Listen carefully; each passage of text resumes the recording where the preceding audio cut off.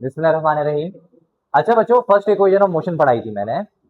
First equation of motion में मैंने क्या बताया था कि there is a body of mass m, मतलब एक बॉडी है जिसका मास क्या है m, वो एक्सेलरेट हो रही है, उसकी इनिशियल वेलोसिटी फाइनल वेलोसिटी में तब्दील हो रही है, और इनिशियल वेलोसिटी फाइनल वेलोसिटी में तब्दील होते हुए एक डिस्टेंस भी इख्तियार कर रही है, डिस्टेंस कवर कर रही है। ये था हमारे पास फर्स्ट इक्वेशन ऑफ मोशन की थ्योरी। और मैंने ये बताया था कि मैंने फर्स्ट इक्वेशन ऑफ मोशन की थ्योरी ही इस तरीके से आप लोगों को बता दी है कि अब सेकंड इक्वेशन और थर्ड इक्वेशन में भी यही थ्योरी चलेगी। फर्स्ट इक्वेशन ऑफ मोशन में जो थ्योरी आप लोगों ने पढ़ी है वही theory second equation of motion में भी रहेगी। यही रीजन है कि मैंने यहां पर थ्योरी आप लोगों को नहीं लिखवाई।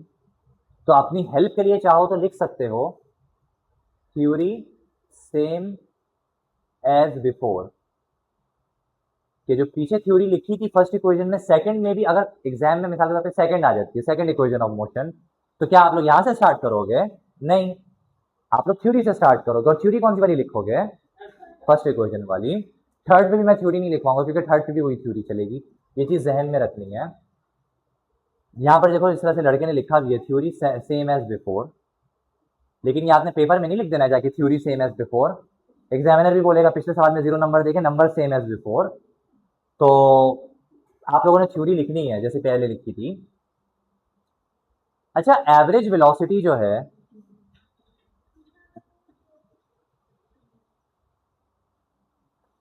एवरेज वेलोसिटी मैंने आप लोगों को बताया था। मुझे बुक देना एक फिजिक्स की।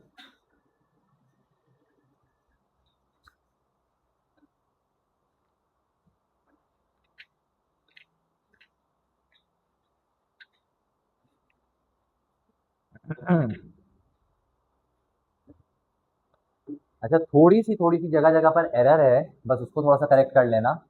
We F plus V I upon 2।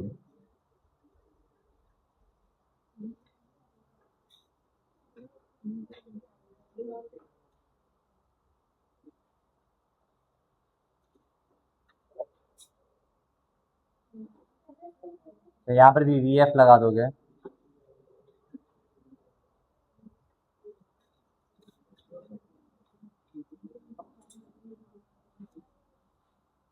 जहां जहां पर जो जो चीजें मैं लिख रहा हूँ इन चीजों को लिख लो, इससे आसानी हो जाएगी समझने में।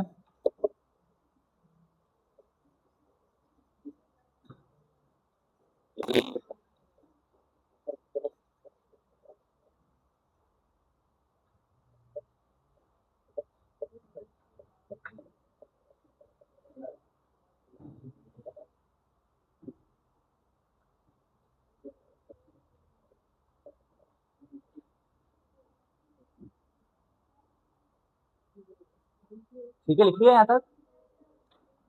अच्छा जी, सेकंड इक्वेशन ऑफ मोशन को समझना स्टार्ट करते हैं। As we know that average velocity is equal to V F plus V I upon 2। मुझे एक बात बताना, मैं ये बोल रहा हूँ कि क्लास में मिसाल के तौर पर दो ही बच्चे हैं, एक बच्चा यूसुफ है और दूसरा बच्चा मजीद है। दो ही बच्चे हैं क्लास में मिसाल के तौर पे। अच्छा, मैं बोल रहा हूँ यूसुफ के लेट से 25 नंबर आ रहे हैं, मजीद के लेट से 23 नंबर आ रहे हैं। अब मैं पूछ रहा हूँ क्लास का एवरेज बताओ, तो आप 25 और 23 को प्लस करोगे, 1 2 से डिवाइड कर दोगे। आप मिसाल के तौर पे तीन बच्चे हैं, मिसाल के तौर पे क्लास में जैसे मुस्तफ़ा है, यूसुफ है, मजीद है, और मुस्तफ़ा के लेट से 21 आए हैं, तो इसको डिवाइड कर देंगे 3 के साथ। किसी भी चीज़ का जब एवरेज निकालते हैं ना, तो हम उतने नंबर्स को प्लस करते हैं और डिवाइड कर देते हैं कि कितने नंबर्स जो है वो उसमें मौजूद है। जैसे 1 2 3 नंबर्स हैं तो उससे डिवाइड कर देंगे, ऐसे एवरेज निकालते हैं। तो एवरेज वेलोसिटी, सर वेलोसिटी तो वो थी ना वी आई प्लस वी एफ, दो वेलोसिटियां होती हैं, इनिशियल वेलोसिटी फाइनल वेलोसिटी। तो एवरेज वेलोसिटी का फॉर्मूला है V F plus V I upon 2। 2 क्यों? वी एफ एक, वी आई 2, तो तभी 2 से क्या किया हमने, डिवाइड किया। यहां तक समझ में आ रहा है? ये याद भी कर सकते हो, average velocity is equal to V F plus V I upon 2। ये याद भी कर लो, कोई मसला नहीं। समझने वाले बच्चों ने समझ लिया, याद करने वाले बच्चे इसको याद कर सकते हो। अच्छा, putting the value of V F from equation 2.5।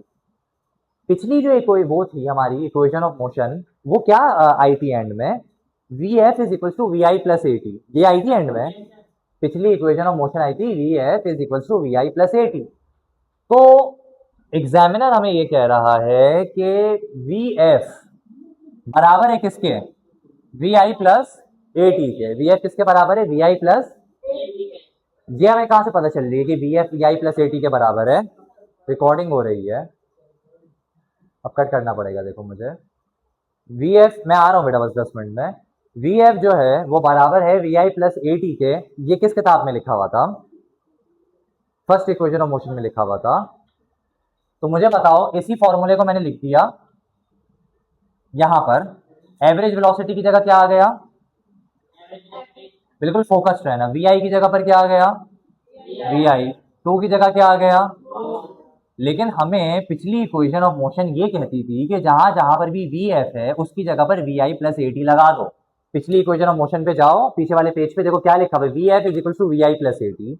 We F बराबर है वी आई प्लस ए टी के। तो हमने कहा चलो ठीक है, वी एफ वी आई प्लस ए टी के बराबर है, वी एफ को हटा दो, उसकी जगह पर क्या लगा दो, प्लस ए टी। यहां तक बात समझ में आ रही है। मुझे बताओ, एक वी आई दूसरा वी आई, दो वी आई हो जाते हैं, सात लिख दिया मैंने, ए टी एक जगह पर लिख दिया, टू नीचे लिख दिया। अच्छा, एक वी आई दो वी आई प्लस होंगे तो ये टू वी आई बन जाएगा, वी आई प्लस होंगे तो टू वी आई बन जाएगा प्लस ए टी। अच्छा, मैं ये बोल रहा हूँ एक जगह पे टू वी आई प्लस ए टी है अपॉन टू है। अच्छा, ये टू इससे डिवाइड हो रहा है, इससे डिवाइड हो रहा है, या दोनों से डिवाइड हो रहा है, टू इसके साथ भी है सर, टू इसके साथ भी है, तो इसको ऐसे भी तो लिख सकते हैं, two V I upon two plus A T upon two, ऐसे भी तो लिखा जा सकता है। लिख दिया ऐसे, two V I upon two plus A T upon two, two से टू हो जाएगा कैंसिल, टू से टू हो जाएगा, तो क्या बचेगा, सिर्फ वी आई, प्लस की जगह प्लस। अच्छा, अब मुझे ये बताओ, मेरे पास ए टी है, मैं बोल रहा हूँ ए टी को टू से डिवाइड कर दो, ए टी है, ए टी एक ही है ना, ए टी तो एक ही है, ए टी यहां से आया ना, वी एफ की जगह v I plus A t, a कहते हैं एक्सेलरेशन को, टी कहते हैं टाइम को, ठीक है। मुझे ये बताओ, मेरे पास एक केक है, मेरे पास एक, मैं बोल रहा हूँ उसको टू में डिवाइड कर दो, टू में डिवाइड कर दिया तो मेरे पास जो बचा हुआ केक आएगा वो होगा हाफ केक, ऐसे ही ना, हाफ केक उधर चला जाएगा, हाफ केक मेरे पास आएगा।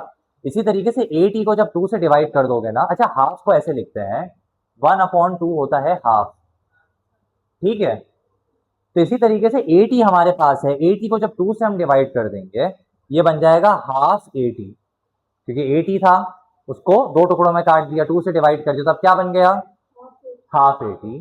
क्लियर हो रही है यहां तक बात। अच्छा, एवरेज वेलोसिटी लिखी हुई थी ना इक्वल्स टू से पहले, तो मैंने कुछ भी इक्वल्स टू से पहले नहीं लिखा। एवरेज वेलोसिटी को v से रिप्रेजेंट करते हैं, ये लिखना चाहो तो लिख भी सकते हो।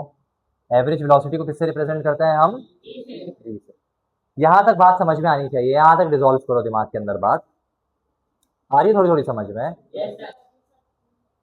अच्छा, अब एक नई बात कर रहा हूं, एक नया चैप्टर ओपन कर रहा हूं मैं, speed s is equals to V T. अच्छा, s से डिस्टेंस रिप्रेजेंट करते हैं, v से वेलोसिटी रिप्रेजेंट करते हैं, और t से टाइम रिप्रेजेंट करते हैं, s is equals to V T. ये एक फॉर्मूला है मेरे पास, ये एक फॉर्मूला है मेरे पास, एक सेपरेट अलग बात है, वहां तक एक किस्सा खत्म हो गया, एक सेपरेट बात कर रहा हूं मैं यहाँ पर। s is equals to V T एक फॉर्मूला है मेरे पास, ऐसे ही है। v और t आपस में क्या हो रहे हैं, मल्टीप्लाई हो रहा है ना, बीच में कुछ भी नहीं है, मल्टीप्लाई हो रहा है, तो t उधर जाके क्या हो जाएगा, s ऊपर रहेगा, t नीचे आ जाएगा, ऐसे ही होगा। और इस तरफ क्या बचेगा, जब t उधर चला गया तो इस तरफ क्या बचेगा, सिर्फ v बचा, तो v is equal to S upon t आ गया, v is equal to S upon t. अच्छा, ये बिल्कुल ही सेपरेट, बिल्कुल टॉपिक से हटकर बात करी है मैंने। अब वापस इधर आ जाते हैं, v बराबर था V I plus half A T के, वी आई मैंने एज इट इज यहां लिख दिया, हाफ मैंने एज इट इज यहां लिख दिया, ए टी भी मैंने एज इट इज यहां लिख दिया। अच्छा, अब ये जो v है ना, ये भी एज इट इज वहां लिखने जा रहा था, लेकिन मुझे ये जो मेरी कारस्तानिया थी ना, इसने रोक लिया, इसने कहा कि भाई v क्यों लिख रहे हो, v तो बराबर है एस अपॉन टी के, v किसके बराबर है, तो v नहीं लिखो ना, उसकी जगह पर एस अपॉन टी लिख दो। मैंने कहा बात तो सही है, लॉजिकल बात है, कि v is equal to S upon T. जैसे अगर मैं बोल रहा हूँ 2 इज इक्वल टू 2, तो ये वाला 2 लिखो, ये वाला 2 लिखो, बात तो एक ही है। या मैं ये लिख रहा हूँ 2 इज इक्वल टू 1 प्लस 1, तो भी बात एक ही है, 1 प्लस 1 लिखूँ या 2 लिखूँ। तो मैं v लिखूँ या एस अपॉन टी लिखूँ तो भी बात एक ही है, तो मैं एस अपॉन टी ही लिख देता हूँ। अब मैंने क्या किया नेक्स्ट स्टेप में, ये जो t है ये यहाँ पर क्या हो रहा था, ये उधर जाके इससे भी मल्टीप्लाई हुआ, ये उधर जाके इससे भी मल्टीप्लाई हुआ। वी आई से जब टी मल्टीप्लाई हुआ तो ये बन गया वी आई टी। वी आई से जब क्या मल्टीप्लाई हुआ, टी मल्टीप्लाई हुआ तो क्या बन गया। अच्छा 1/2 ए टी से जब टी मल्टीप्लाई हुआ तो ये बन गया 1/2 ए टी स्क्वायर, क्योंकि टी से टी मल्टीप्लाई हुए तो टी का स्क्वायर बन गया। यानी सर आप ये कह रहे हैं कि टी को हमने इससे भी मल्टीप्लाई किया और टी को हमने उससे भी मल्टीप्लाई किया, तो जब टी उधर चला गया तो इधर क्या बचा, सिर्फ S. S is equal to V I T plus half A T square, ये कहलाती है सेकेंड इक्वेशन ऑफ मोशन। क्या ये बात समझ में आ रही है? मुश्किल चीज़ है, बहुत मुश्किल चीज़ है, ये रिकॉर्डिंग में भी सुन लेना जाके, और अगर यहाँ पर कहीं पर प्रॉब्लम है तो पूछो। ये वाला स्टेप वापस से समझा दो, कोई मसला नहीं है। यहाँ तक बात समझ में आ गई थी कि v is equal to V I plus half A T पे हमने यहाँ पर कहानी को रोक दिया। शुरू से ही समझाता हूँ, बल्कि छोड़ो। एवरेज वेलोसिटी बराबर है V F plus V I upon 2, क्योंकि वी एफ वी आई दो चीज़ है तो 2 से डिवाइड करेंगे तो एवरेज वेलोसिटी आ जाएगी। लेकिन फिर मैंने ये कहा कि फर्स्ट इक्वेशन ऑफ मोशन मुझे ये कहती है कि वी एफ की जगह पर वी आई प्लस ए टी भी लगाया जा सकता है। तो मैंने कहा कि एवरेज वेलोसिटी की जगह एवरेज वेलोसिटी लिखता हूँ, 2 की जगह 2 लिखता हूँ, वी आई की जगह वी आई लिखता हूँ, लेकिन वी एफ की जगह मैं क्या लिख देता हूँ, क्योंकि वही बात है ना, मैं 2 लिखूँ या 1 प्लस 1 लिखूँ बात एक ही है। तो मैं वी एफ लिखूँ या वी आई प्लस ए टी लिखूँ बात एक ही है। तो मैंने वी एफ की जगह पर क्या लिख दिया, वी आई प्लस ए टी। अच्छा दो वी आई थे, ये देखो वी आई साथ लिख दिया, और ए टी एक ही था, ए टी लिख दिया, 2 नीचे लिख दिया। वी आई प्लस हो, ये क्या बन गए 2 वी आई, ए टी अपनी जगह पर आ गया। मैंने कहा यार 2 इससे भी डिवाइड हो रहा है, इससे भी डिवाइड हो रहा है, अलग अलग दोनों से डिवाइड करवा देता हूँ। 2 से 2 कैंसिल आउट हो गया तो क्या बचा, सिर्फ वी आई। ए टी से 2 डिवाइड हुआ तो हाफ ए टी बच गया। यहां तक तो बात क्लियर हो रही थी ना। हाफ ए टी को 1/2 से रिप्रेजेंट करते हैं। अब मैंने यहां पर करी बिल्कुल ही सेपरेट बात। मैंने कहा एक फॉर्मूला मैंने पढ़ा था डिस्टेंस का या डिस्प्लेसमेंट का, कि velocity multiply by time. Distance या डिस्प्लेसमेंट का फॉर्मूला था वेलोसिटी मल्टीप्लाई बाय टाइम। अब मैंने कहा कि अगर टी यहाँ पर v से मल्टीप्लाई हो रहा है तो उधर जाके क्या हो जाएगा, तो मैंने कहा चलो ठीक है, टी को इधर डिवाइड करवा देते हैं, इधर मल्टीप्लाई होता है इधर से गायब हो गया। तो v is equal to S upon T, या ऐसे लिख लूँ v is equal to S upon T, बात तो एक ही है, ऐसे ही है ना। तो मैंने क्या किया, ये पूरा पोर्शन उठा के एज इट इज यहाँ फेंक दिया, यहाँ फेंक दिया, और v की जगह पर मैंने क्या लिख दिया, S upon T.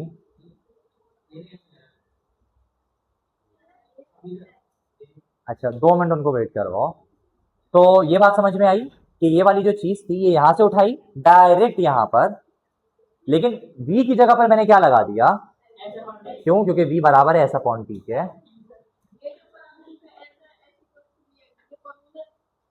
S is equal to V I T नहीं है, ये वी टी है, v मल्टीप्लाई बाई टी, ये फॉर्मूला है, ठीक है।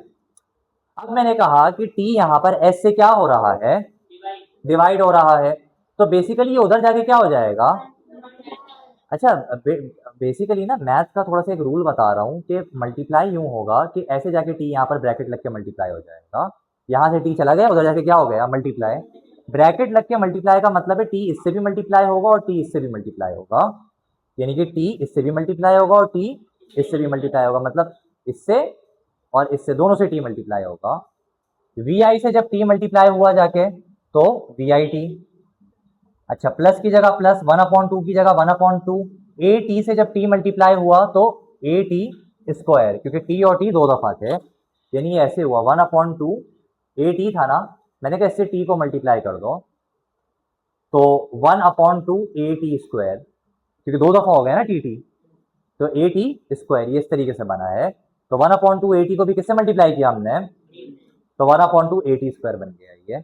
उधर क्या रह गया, सिर्फ एस, क्योंकि टी तो उधर जाके मल्टीप्लाई हो गया है ना, तो एस अपनी जगह पर रहा, यहाँ पर वी आई टी आ गया क्योंकि टी यहाँ से भी मल्टीप्लाई हुआ था, यहाँ पर 1/2 ए टी स्क्वायर आ गया क्योंकि टी यहाँ से भी मल्टीप्लाई हुआ था, टी यहाँ भी मल्टीप्लाई हुआ था और यहाँ भी मल्टीप्लाई हुआ था, टी तो उधर चला गया, दोनों जगहों पर मल्टीप्लाई होकर लग गया, जबकि उस तरफ क्या रह गया अकेला। ये कहलाती है सेकंड इक्वेशन ऑफ मोशन।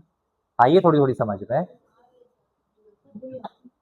ये जो है ना फिजिक्स का मुश्किल तरीन टॉपिक्स में से शुमार होती है, इसकी रिकॉर्डिंग घर पे जाके देखना, फिर भी समझ में नहीं आती है तो ये पेपर से पहले भी हम समझेंगे।